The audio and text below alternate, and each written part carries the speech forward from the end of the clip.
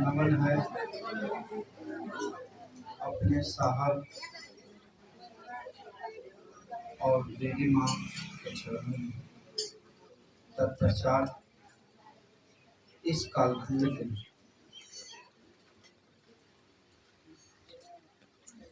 सभी गुरु भाई गुरु बहना आप सबों के चरणों में मेरा प्रणाम स्वीकार करें।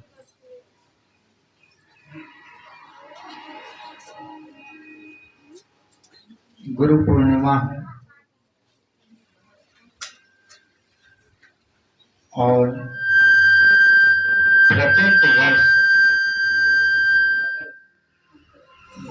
गुरु पूर्णिमा आते हैं और फिर चला जाता।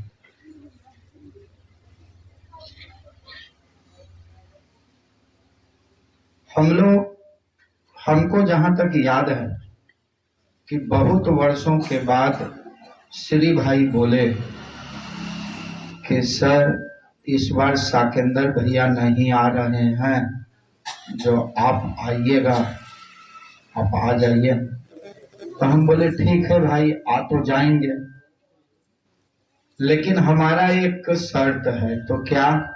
हम कहा सभी पुराने गुरु भाई बहन को जब बिठाइएगा इस कार्यक्रम के बाद तब हम आएंगे, नहीं तो हम नहीं आए। तो स्वीकार कर लिए कि ठीक है भैया आइए। अब बताइए कि जब गुरुओं ने ही शर्त लगाया है तो वो चेलवा कह रहा है कि नहीं शर्त लगाई, इसका अर्थ पूछते हैं? नहीं पूछते। साहब ने ये 3 सूत्र दिया है हमको, आपको दिया है ना। साहब क्या करें, क्या क्या करें, जरा सोचिएगा तो। कि शिव को अपना गुरु बना लिए। तो अपना का अर्थ सबके दिलों में, ऐसा नहीं है कि नहीं है, सबके दिलों में है। हम आपको कर नहीं पाते, हम आप कर नहीं पाते हैं, या फिर दिल में है समझ नहीं पाते हैं। 2 ही बातें हो सकती, या तो समझ नहीं पाते मेरी आपकी लौकिक और जो जागृत अवस्था है इस धरती के प्रति, ये हमको आपको समझने नहीं देती। यही 2 बात हो सकती। तो जब शिव अपना गुरु होंगे तब ना खेला बदलेगा भाई, आपके विचारों का खेला बदलेगा, आपके मनोदशा बदलेगी। अब ये गुरु बहन के सुन रहे थे ना अनुभूति, कि उसके पति कैसे घर से दारू पी के निकाल दिया, फिर उसका पति ने दारू पीना बंद कर दिया, उसी को बुलाया। ये समझ रहे थे। और ऐसे एक गुरु बहन की वृथा नहीं है, किसी एक गुरु भाई की वृथा नहीं है।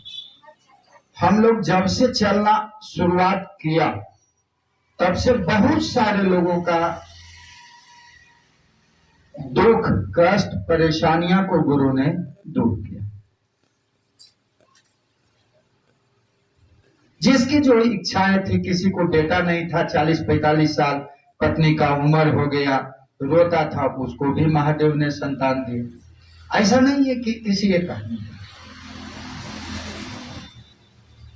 तो ये तो समझ में सभी लोगों को आई कि गुरु दया अपने शिष्य पर करती। अब ये बात आपको समझ में आई कि नहीं आई कि शिव को अपना गुरु बनाया जाए? साहब का उद्घोष तो यही है कि शिव को अपना गुरु बनाया। तो जब अपना आवेंगे तो विकृतियां तो नहीं होगी। अगर विकृतियां हो रही है आपके द्वारा तो अपना नहीं है। सीधी बात है, एक ही चीज है।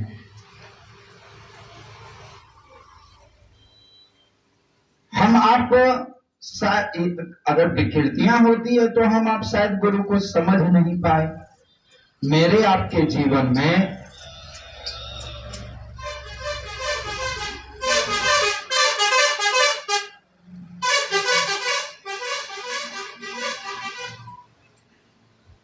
मेरे आपके जीवन में गुरु की अहमियत क्या?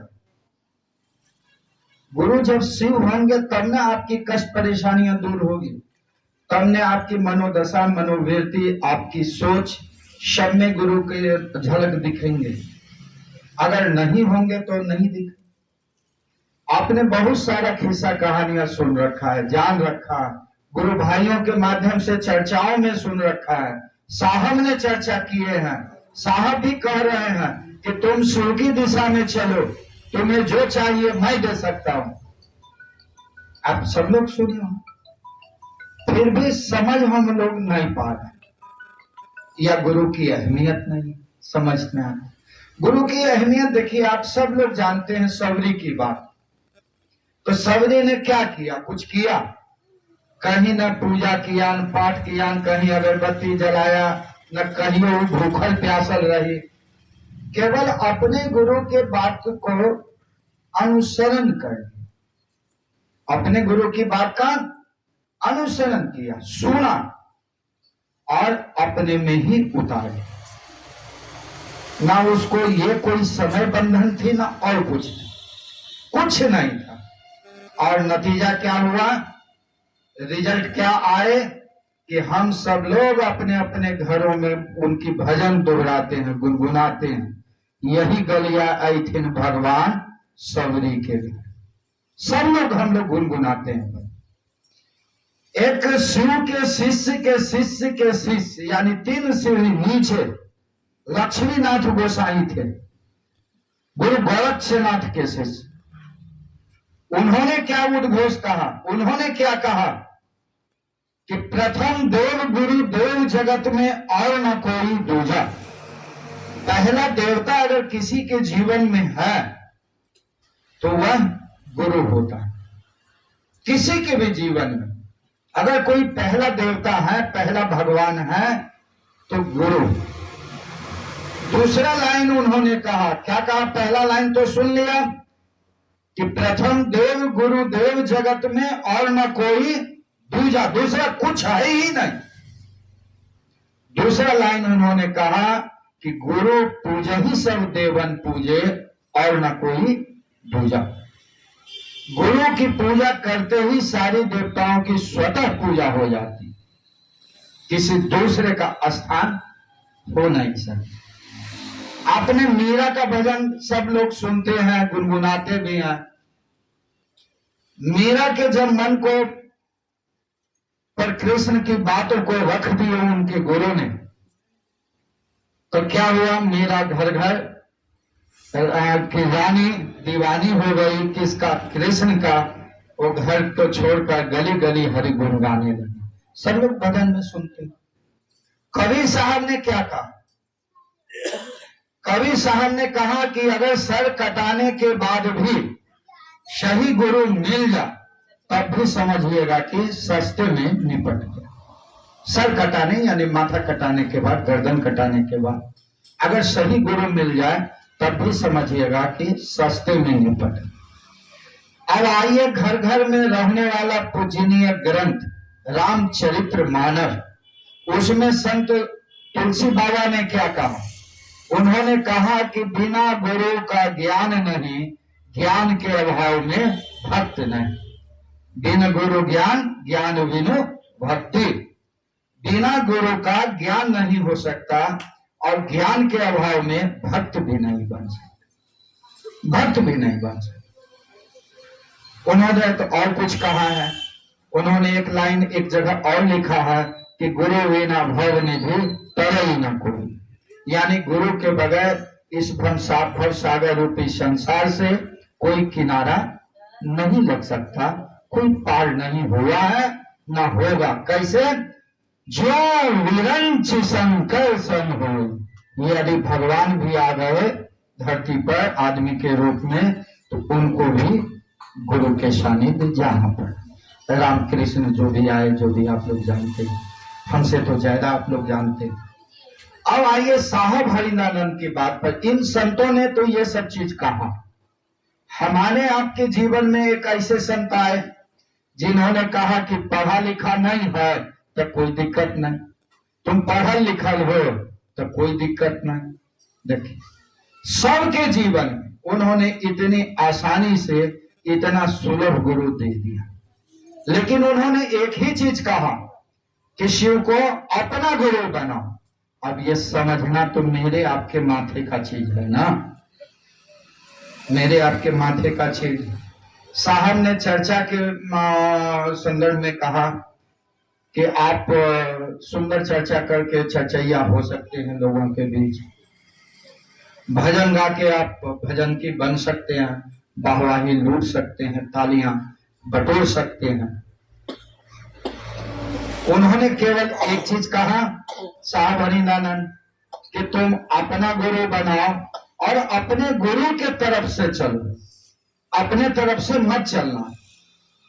अब आइए इस कथन का क्या अर्थ है, क्या मतलब है भाई, कि जब आप गुरु के तरफ से चलते हैं, लोगों से बातें करते हैं, तो लोगों ने भला कहा कि बुरा कहा, आप पर इसका प्रभाव नहीं पड़े, नहीं पड़े, कभी नहीं पड़े। जब आप गुरु के तरफ से चलते हैं, अरे भाई कोई आया कि मटिया में श्री जी के घर में पूजा है, निमंत्रण दिलखुन है, पूजा सुनेल है, तो तोरा घर आके कहल कर तो कलो जा कर दो श्री जी के हमरा घर पूजवा में इलखिन हलखिन। अरे भाई वो तो निमंत्रण दिए वाला आदमी है, तो जयवा की नहीं जयवा जे तुम समझो, वो बेचारा ओकरा कहल कर रहो जकरा से तोरा कहवा पठवेलथिन, ओकरा कोई लेना देना है? ईमानदारी से सोचिएगा तो आप लोग भी। अरे भाई आपने शादी का कार्ड अपने गांव में बंटवाया, बच्चे का बच्चियां का, अब किसके घर आप गए, किसके घर वो नहीं आ गया, तो जो भेजवा तो दिया, तो देने वाले का दोष थोड़ा है, दोष तो है कि आप किसके घर गए नहीं गए, वो आया नहीं आया, देने वाले करते। साहब हरिनानंद ने यही कहा कि तुम गुरु के तरफ से चलो, बात को बुझिएगा, गुरु के तरफ से चलो, अपने तरफ से मत चलना। अभिप्राय स्पष्ट है कि आपने जो गया किसी से कहने के लिए कि शिव गुरु है भैया दीदी, शिव को गुरु बनाइए, वो क्या बोला नहीं बोला तो आपके दिल पर उसकी बात न लगेगी, आपका मन उसकी बात न पकड़ेगी। काहे कि आपको लगेगा कि वो हो एकदम बुड़बके है कि अरे इतना बढ़िया चीज दिए ले लिए, नहीं ले लें, नहीं ले लें भाई तो हमारे पॉकेट में नहीं। आपका पास पैसा है, आप गए किसी को देने के लिए, नहीं लिया तो पैसा आप ही के पास न रह गया। तो गुरु के तरफ से जब चलिएगा तो किसी के भी बातों का प्रभाव आप पर नहीं पड़े। इसीलिए साहब बोले गुरु आदेशित कार्य करो, लेकिन अपने तरफ से नहीं, गुरु के तरफ से। हम लोग क्या कर रहे हैं, अपने तरफ से चलते हैं, अपने तरफ से चलते हैं, कितना ऊंचा नीचा उठा पटक है, कितना ईर्ष्या द्वेष हमारे आपके अंदर है कि वो ऐसा बोल दिल के ओकरा सब हम बातें नहीं करबे। हम ओकरा गलिए चर्चा के लिए कहल तो देखो भैया ऐसा ऐसा कर बोले लगले, वो ऐसा कही तो वो ऐसा कही। जरा सोचिए तो, आपको गुरु ने ये कहा है क्या? आपके गुरु ने तो केवल इतना ही कहा है कि जाओ तुम जो समझते हो लोगों से कहो, तुम जो समझते हो लोगों से कहो। अरे स्कूल का मॉनिटर कभी देखे हैं? या छोड़िए हटाइए, घर में आप गार्जियन हैं, आपके संतान हैं, आपके संतान ऊंचा नीचा करता भी है, तो क्या आप संताने के लैंग्वेज में बात करते हैं? नहीं बात करते हैं। क्यों? कि आपकी जो आयु हुई है, आपकी जो समझ काम कर रही है, जो बुद्धि के तल पर जो आपने महसूस किया अनुभव अपने जीवन का, आप उस आधार से बात करते हैं। बच्चे के अंदर जितनी समझ है वो तो उस अनुसार बात करते हैं। शिव शिष्टा में भी वही बातें, कोई अंतर की चीजें नहीं है। शिव शिष्टा में भी मैं जो समझता हूं, मैं अपने अनुभव के बल पर बात करता हूं, उस अनुसार बात करता हूं। और कोई नहीं समझे हैं शुभ शिष्टता का, तो अपने अनुसार बात करते हैं। बस फर्क यही है। अगर आप गुरु की तरफ से चलते हैं तो आपको पर कोई असर किसी का नहीं पड़ेगा। अगर आप अपने तरफ से चलते हैं तो धरती का भाई प्रहार तो सबको झेलना पड़ेगा। धरती का जो कायदे कानून है, जो यहाँ जो झंझावते हैं, इसमें तो सबको फंसना पड़ेगा। इससे तो बाहर कोई नहीं गया। इसीलिए साहब कहे कि तुम गुरु की तरफ से चलो। सुंदर चर्चा करके तो चर्चैया हो सकते हो, शिव शिष्य नहीं हो सकते, शिव शिष्य नहीं हो सकते। अच्छा चलिए आगे। सब लोग जानते हैं, आप अपने बच्चों को विद्यालय भेजते हैं किस लिए?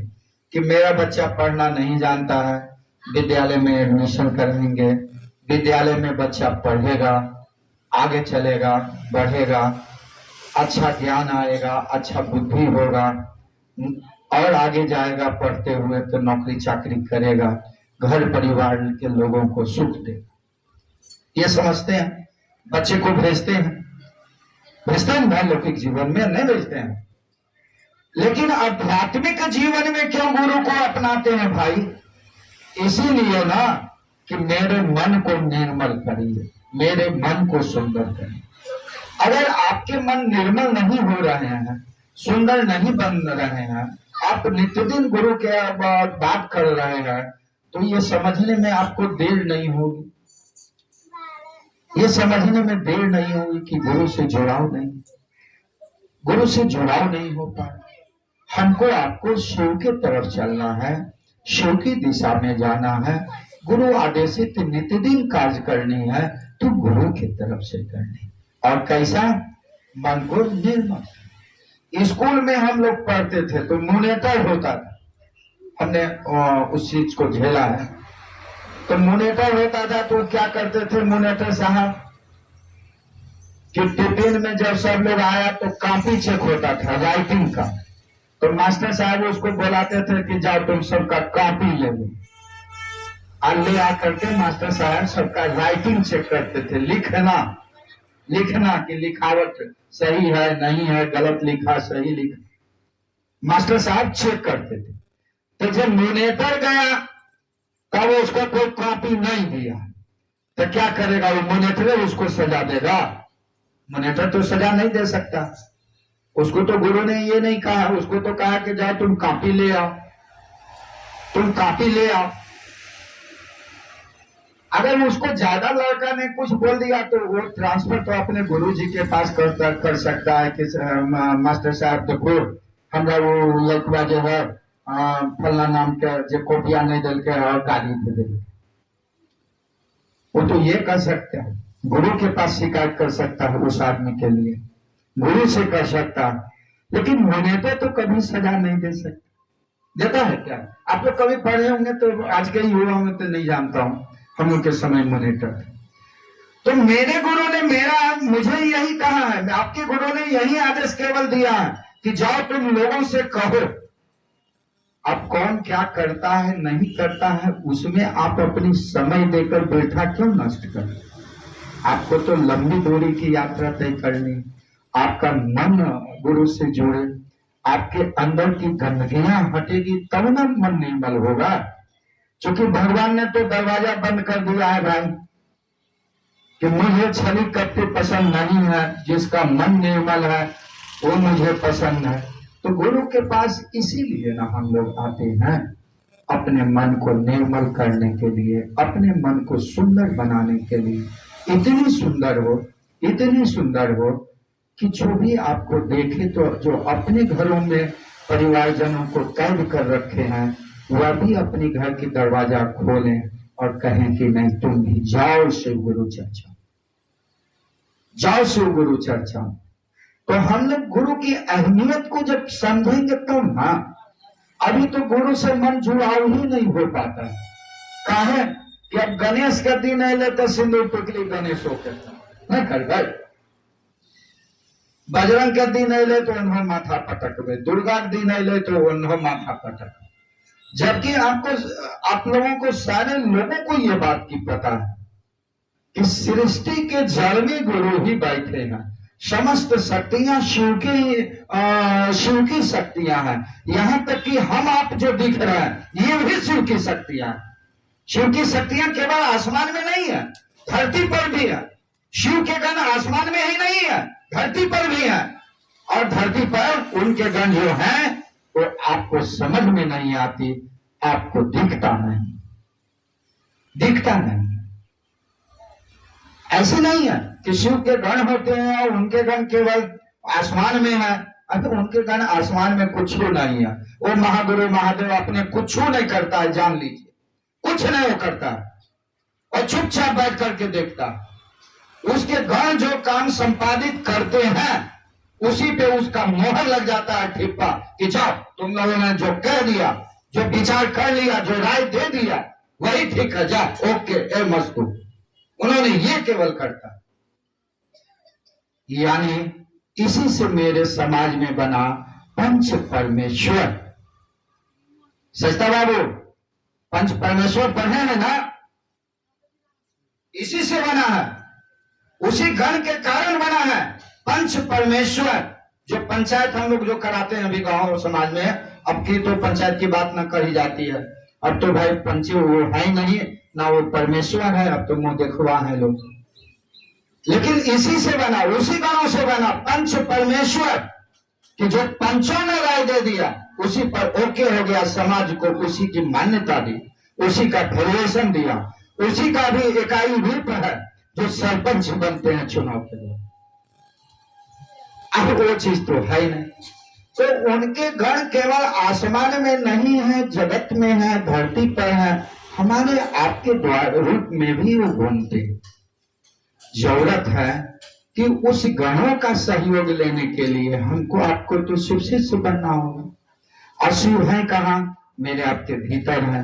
वह काम कदापि ना की जाए जो दूसरों के लिए अच्छा ना हो। वह काम कभी ना सोचे, वैसी बात सोचे तो जो दूसरों को बुरा कर जाए। ये 3 सूत्र हमारे आपके क्या है? तीनों सूत्र है मन, वचन और कर्म, और कुछ नहीं। मन, वचन और कर्म। आप मन से शिव से जुड़े, वचन से कभी किसी को दुखी ना करें, और कर्म अपने कर्मों के द्वारा, अपने व्यवहारों के द्वारा किसी के मन को ठेस ना लगाएं, किसी को आघात ना पहुंचे। ये आपकी शिवशिष्टता होगी ना। मन निर्मल होगा तो गुरु, आप लोग सुने होंगे, हारे को हरि नाम, सारे संतों की वाणी आती है ना, हारे को हरि नाम। इसका क्या मतलब, इसका क्या अभिप्राय है? साहब भी बोले हैं कि अरे गुरु की दया चाहिए तो गुरु के पास हारो। साहब की चर्चा सुने होंगे, कोई एपिसोड में मिल जाएगा, नहीं सुने होंगे तो मिल जाएगा। अगर आपको सुनने का आदि होंगे, हम लोग तो साहब के सम्मुख सुना हो। कह रहे गुरु के पास हार तो सकते हो, हाथ तो खड़ा कर सकते हो कि सरकार बगैर आपके दया का नहीं मिलेगा तो हमसे तो कुछ होबे नहीं करेगा, हमसे तो कुछ होबे नहीं करेगा। कहा कि साहब को ये बात समझ में आ गई जब साहब को सारे अफसरों ने घेर लिया कि अगर आपके महादेव सचमुच मिठाई खाते हैं, प्रसाद खाते हैं, तो ये बाबा सिंहेश्वर के स्थान में चल के आप मिठाई खिला के बताइए तो कब हम जाने, कब हम जाने। और नतीजा क्या हुआ, रिजल्ट क्या हुआ? साहब ने तो कहा कि मैं ना उस वक्त दया मांगता था, ना नमः शिवाय करता था, केवल एक ही शब्द निकला कि वो इज्जत राखी, इज्जत राखी। हाँ बस। ये तो साहब को बाद में समझ में आई कि अरे ये सब तो खेला गुरु के दया का है। तो उन्होंने बता दिया कि पहले तो भाई दया ही तुम मांगो, बिना गुरु का दया का तुमसे कुछ नहीं होगा। आज सचमुच हम लोग देखते हैं, हम तो देखता हूं, मैं तो देखता हूं कि सचमुच बगैर गुरु के दया का नमः शिवाय भी नहीं होगा। अगर नमः शिवाय होगा, गुरु को प्रणाम स्वीकार, तो आपके शरीर का एक एक रोआ रोआ खड़ा हो जाएगा, एक एक रोआ खड़ा हो जाएगा। अगर दया मांगते हैं सचमुच, अगर गुरु की बात और गुरु के पास आप तक बात पहुंच गई मैसेज, तो आपके शरीर का पूरा रोग पुलकित हो जाएगा। नमः शिवाय अगर एक बार भी अगर गुरु को स्वीकार होगा तो आपको 1-2 घंटे तक किसी से बात करने का इच्छा ही नहीं लगेगा। लगेगा वह चुपचाप आंखें बंद है, गुरु दिख रहा, किसी से बात उत करने की इच्छा ना होगी अगर सचमुच अगर गुरु को प्रणाम होगा तो।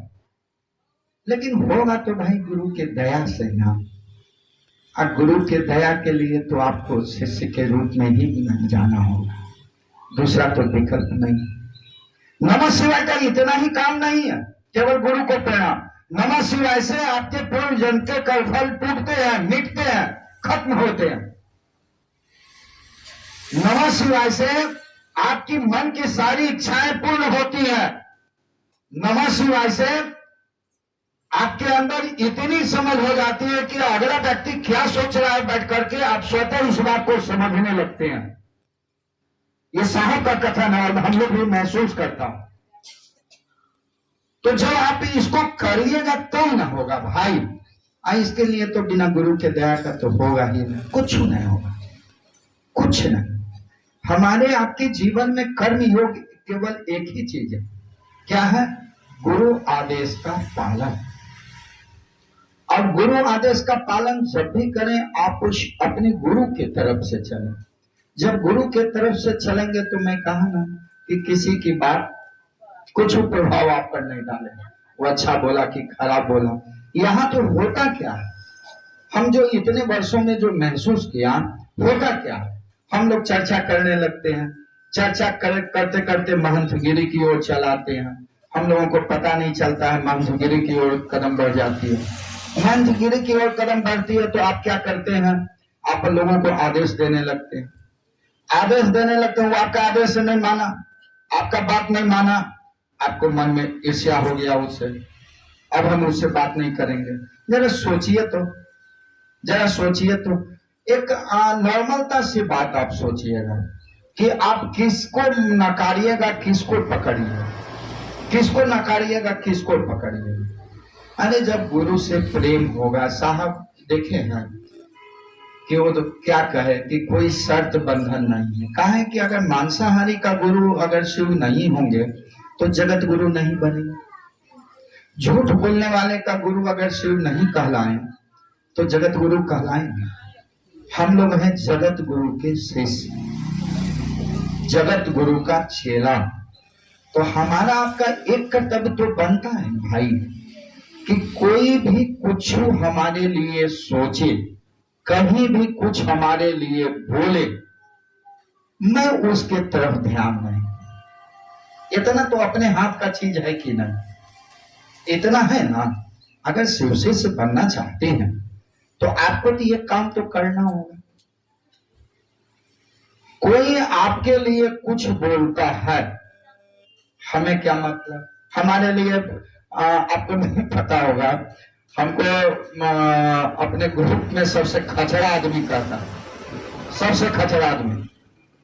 बहुत लोग हमसे दूर भागता है, कहा कि हम चिल्पों वाला आदमी है ना, डांटना है मुंह पे बोल दिया, क्या करते हैं जी, खराब आदमी, चले हटी, हटिए हमसे दूर हटिए।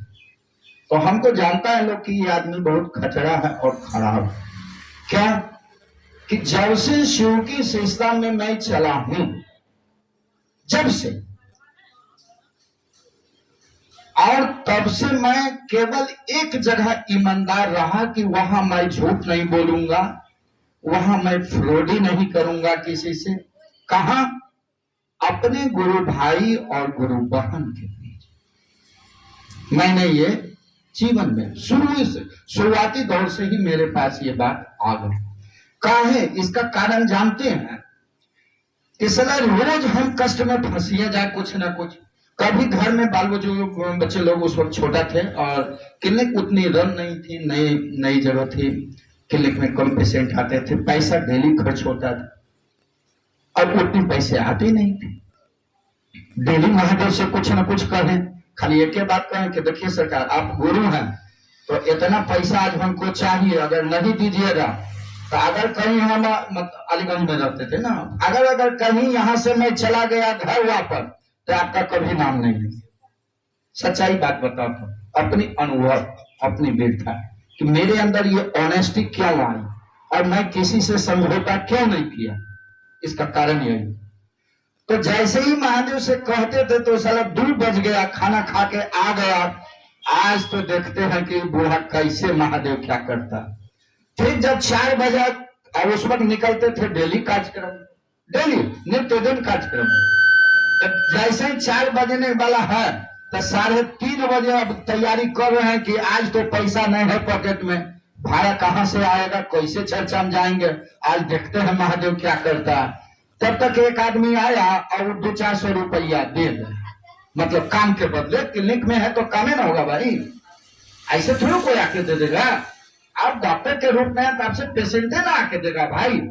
और वो आके पैसा देता था और घर का भी काम चकाचक होता था, उसी में से 10, 20, 30 रुपया किराया भाड़ा खर्च करके, उस वक्त किराए इतना नहीं थे, किराया भाड़ा भी खर्च करता। तो ये जो मैंने गति उसका देखा, और रोज 2-4 दिन 5 दिन में ऐसा का हो जाए, कभी पेट्रोल का पैसा नहीं है। जानते हैं, एक बार मेरे पास एक स्कूटर थी अपनी, और स्कूटर का एवरेज था 28 किलोमीटर, और वो स्कूटर चला 72 किलोमीटर। का है, जब हम आए तो पॉकेट में पैसा नहीं था, जितना पैसा था मैंने पेट्रोल भरा लिया, और आना था हम लोगों को कहा, खैरा झिकुटिया नाथ मंदिर जमुई होके जाना। तो अलीगंज से आना झिकुटिया नाथ मंदिर भी 5-6 किलोमीटर पड़ जाता है, सिंगारपुरा के लगभग, और फिर वहां से वैसे ही वापस जाना, ये मैंने जोड़ा तो 72 किलोमीटर था। पॉकेट में पैसा नहीं थी, और मेरे ग्रुप के लोगों ने जो छोड़ दिया वहां गाड़ी कि डॉक्टर साहब आप अपनी गाड़ी यहाँ लगा दीजिएगा, इस बाइक से आप चले आइए। तो जिस आदमी के को छोड़ा सुपुर्द करके मेरे गुरु भाइयों ने, वो क्या किया कि अपना गाड़ी पर 2 आदमी को और बैठा लिया। तो वो बैठा के तो निकल गया हमारे सामने। तो जब मैं गुरु भाई को कॉल किया कि भाई जो गाड़ी आप छोड़े वो तो गाड़ी लेके गया जी, तो कहाँ गया, आप कुछ नहीं बोले। हम कहे उसकी गाड़ी है, हम क्यों बोले, तो कहे इसके आपके लिए छोड़े थे। तो आप, हमने कहा कि भाई आपने उससे कहा था ना कि डॉक्टर साहब आएंगे तुमको लेके आ जाइएगा आप। तो उसने, जिसको आपने कहा वो मुझसे कुछ कहा ही नहीं, तो मैं कौन कहता हूँ, वो कहने वाला उसको कौन होता है। तो आई सर, तो बड़ा परेशानी हो गई। तो कोई उपाय उनको जुगत नहीं सूझा, तो उन्होंने 5 मिनट के बाद कहे इनके कॉल काट के कि सर एक काम करिए, आप वापस हो जाइए। अब समझेगा वो, हम कहा भाई मैं वापस आ नहीं हो रहा हूं। तो कहें तो कैसे करिएगा, कोई साधन। हम कहे आवेंगे यही स्कूटर से, और सुन लीजिए मेरे पास पैसे भी नहीं है कि मैं इसमें पेट्रोल डलवा सकूं।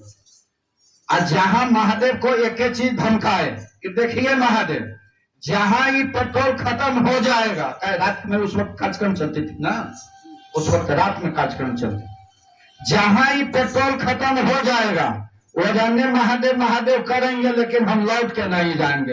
अब आप समझिए आपके कथनी और करनी, आप क्या कहते हैं जगत में, लोगों को मैसेज दिया और क्या करिएगा, जो आप समझिए कथनी और करनी। और चला गया भैया आराम से। रात में हम लोग 1 बजे 2 बजे के समथिंग रात में वापस आए सिकंदरा, आराम से रहे। फिर सुबह अपना क्लिनिक अलीगंज वापस गया, वहां से भी 10-12 किलोमीटर है, वापस गया, डेरा गया, वहां से फ्रेश होकर रोड पर आया। तब गाड़ी को बंद किया तो बंद हुआ, नहीं तो लगता है कि 800 किलोमीटर और जाता क्या होता। लेकिन मुझे जरूरत उतनी ही थी तो महादेव ने उतना ही किया। जरूरत है इस बात पर कि आप ईमानदार कितने हैं गुरु के प्रति। आपकी ईमानदारी, आपकी निष्ठा ही आपको गुरु से जुड़ाएगी। अगर भैया आप किसी का ईर्ष्या कर रहे हैं, किसी के दोष को ढूंढ रहे हैं, तो आप जीवन पर्यंत ये करते ही रह जाइएगा, शिव शिष्य नहीं बन पाइएगा, न हारिएगा, न हरि नाम की सामर्थ्य का पता चलेगा, नहीं पता चलेगा भैया।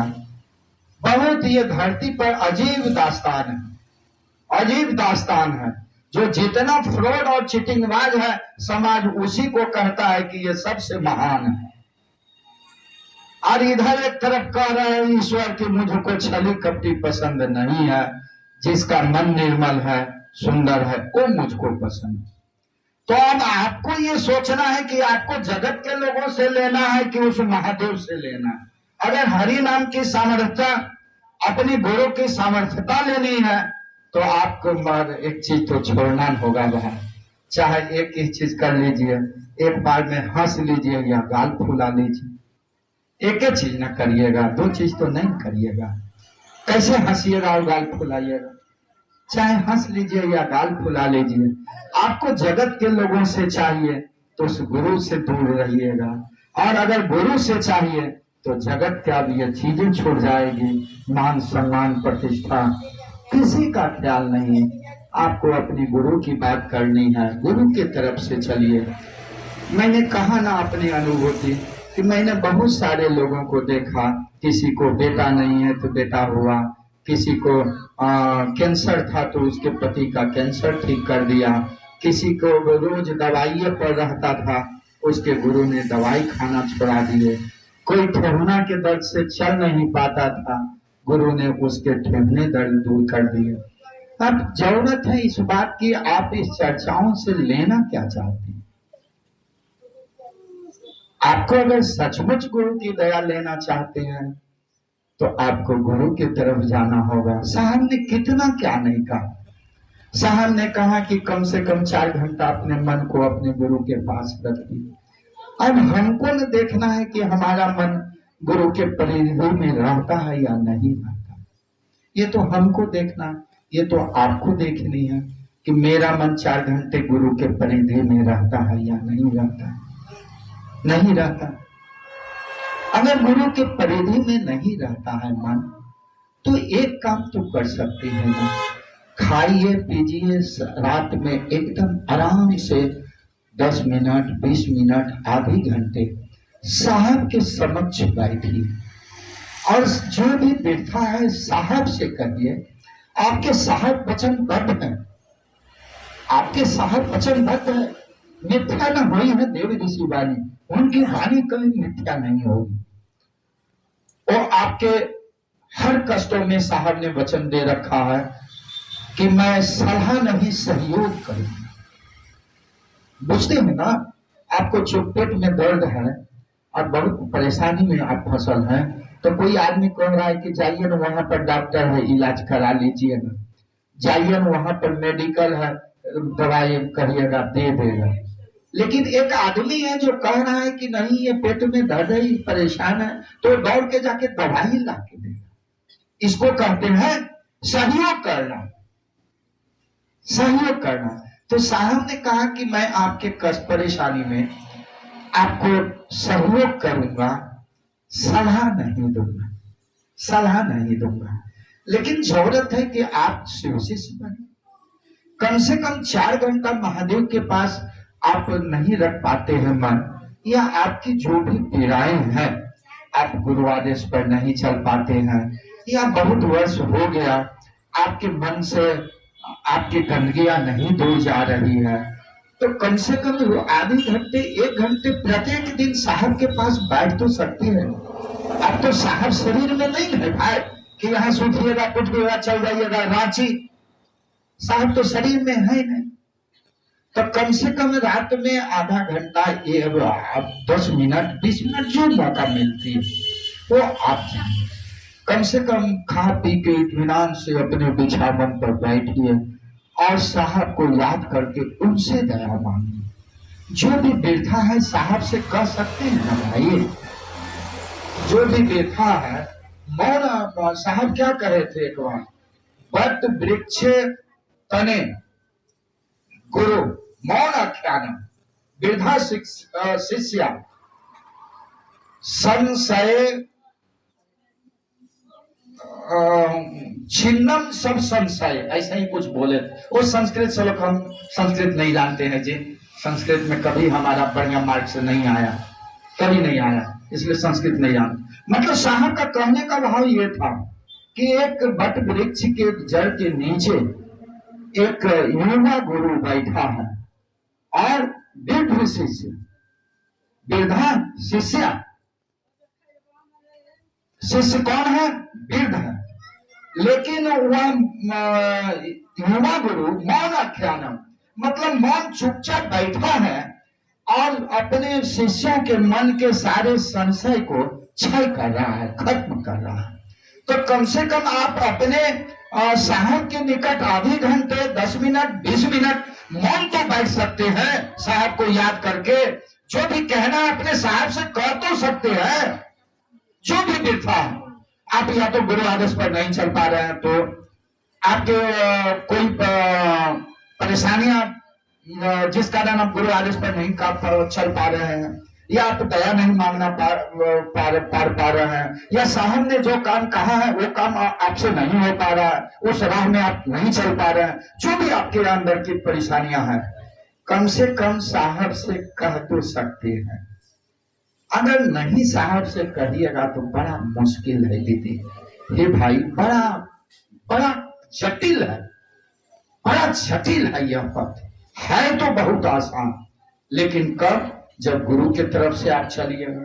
गुरु के तरफ से नहीं चलिएगा तो बड़ा जटिल है भाई, बहुत जटिल है। हमने तो देखा, बहुत सारे लोगों को देखा, बहुत सारे लोग शरीर छोड़ भी दिए, उन लोगों को भी मैं देखा। तो लगता है कि जरूर शिष्य का मन फंस जाता है कहीं ना कहीं। जो संशय को तो गुरु ही दूर कर सकते हैं, आपकी असुविधाओं को केवल गुरु ही दूर कर सकते हैं। आज देखिए गुरु पूर्णिमा है, हम लोग आके बाबागिरी के चक्कर में फंस गए। हम भी फंस गया, लेकिन गुरु के आदेश पर चला और एक नाम की घोषणा मैंने किया। यह गुरु पूर्णिमा गुरु आदेश का पालन करने का है भाई, बाबागिरी का तो है नहीं। इसमें बाबागिरी का कहीं जगह नहीं दिया। लेकिन हम जब श्री भाई ने कहा तो हमने उनसे एक शर्त रख दिया, और शर्त इसीलिए लगा दिया कि भाई साहब हम जाते हैं क्लिनिक छोड़ करके, मेरे क्लिनिक से मेरा पेशेंट लौट जाता है, मेरा रोजमर्रा भोजन का साधन वहीं से बनती है, जहां मेरे बच्चों का भी भरण पोषण होता है। तो मैं जब ताला लगा के यहाँ से अगर गुरु के लिए निकलूं तो कम से कम भाई लोग ये मन का तो जरूर सोच रहता है कि लोग सचमुच गुरु के से जुड़े, गुरु के तरफ चले, जो भी जहां फंसे हैं उस फसान से ऊपर आए, गुरु के आदेश की तरफ चले। इसीलिए मैंने उनको शर्त रखा, और कोई बात नहीं है। जब मेरा गुरु जगत गुरु है, जब वही शर्त नहीं रखता तब हम लोग कौन खेत का मूली है जी।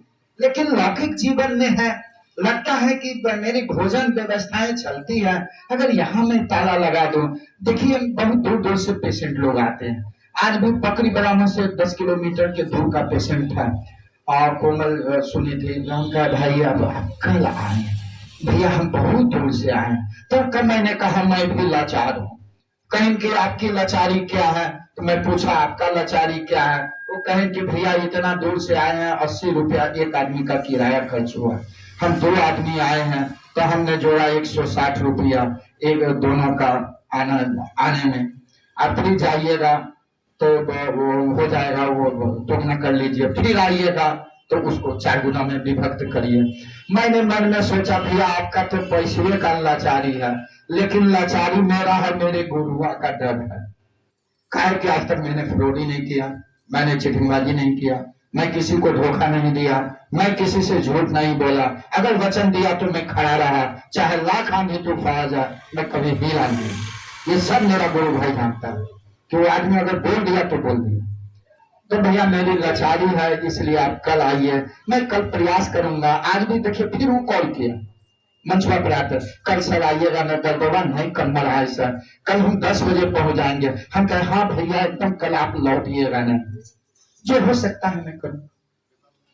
लेकिन हमको आपको तो भाई ऑनेस्टी का मतलब ये बार बार शब्द आती है गुरु भाइयों की तरफ से भी कि आपके अंदर गुरु बैठा, वो कहीं बाहर नहीं है, कहीं नहीं।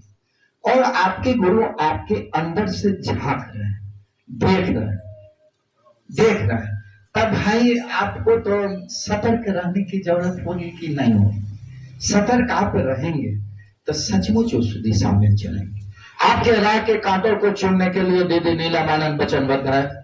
आपके महादेव कहीं जा चूल्हा में हो, मैंने महादेव को देखा ही नहीं है, मैंने साहब को देखा हूं, साहब के वचन को सुना हूं, साहब का अनुभव किया हूं, साहब से जो कहा हूं साहब ने मुझे दिया, मैंने इसे खत्म आदमी को साहब ने जीने का ज्ञान दिया, इससे बड़ा मेरी और क्या हो सकता।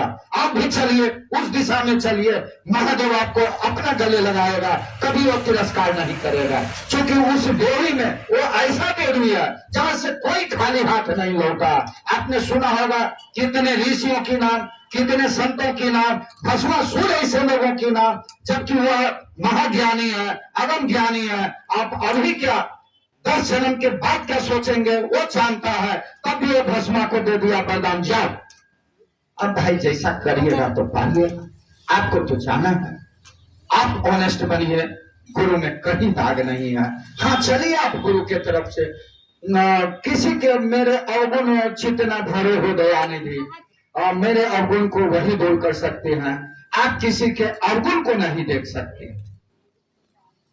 यह बात आपके लिए खास लाइन है कि आप किसी के अवगुण को, किसी के दुर्गुण को, किसी से ईर्ष्या आप नहीं कर सकते हैं। आप मुनीतर हैं साहब, आपके गुरु ने कहा है कि जो आप करते हो जा लोगों से कहो, लोग अच्छा सोचता है बुरा सोचता है, गुरु की तरफ से चलिए, आपके मन पर कभी उसका बात प्रभाव नहीं डालेगा। इसी वाणी के साथ अपनी वाणी गुरु के चरणों में सुपुर्द करते हुए अपने साहब, दीदी, उपस्थित गुरु भाई बहन, आप सबों के चरणों में पुनः प्रणाम करना चाहिए।